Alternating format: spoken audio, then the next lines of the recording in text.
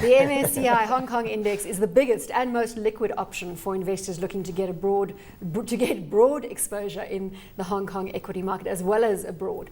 The largest stocks in that index are AIA Group, Hutchison, Whampoa, and Cheung Kong. Yeah, so I mean, Hong Kong, interesting because of course British colony, but now part of China since 1997. Separately administered though, and these companies, AIA is a huge insurance group. They're the one that Discovery have that partnership with. Hutchison Whampoa is industrial, ports, and also telecommunications, cell phones. And Li Ka-shing, one of Asia's richest men, is the controlling shareholder of that. So a lot of property, because remember Hong Kong looks like one enormous, very clean and tidy hillbrow, but it's got enormous property value right there. So it's an interesting market with some exposure to some of those regional trends. It was, I must admit, having been there just 2 weeks ago, it was a very interesting city to spend some time on the ground on.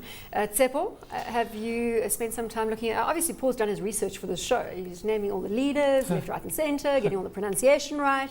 How do you feel about Hong Kong? Look, when you look at the companies listed there, a lot of the earnings actually come from mainland China.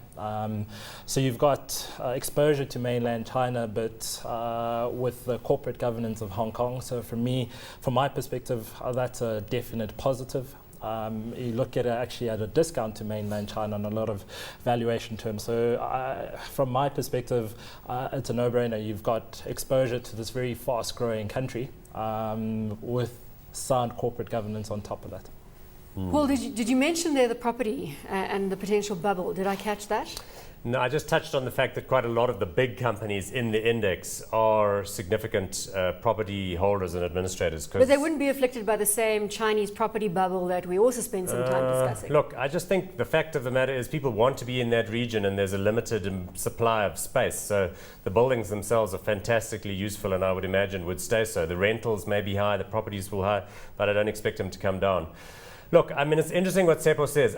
The investments we've had in the China thing have either been in companies like China Mobile or ICBC. We own some AIA for customers, but we own all of those in their New York-based ADRs rather than in the Asia ETF. But you can, of course, buy the Hong Kong ETF in New York as well.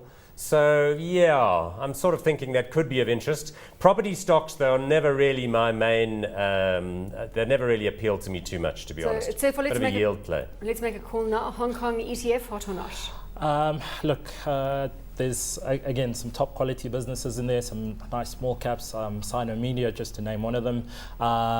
Sound valuations, good growth prospects, very hot for me. Paul?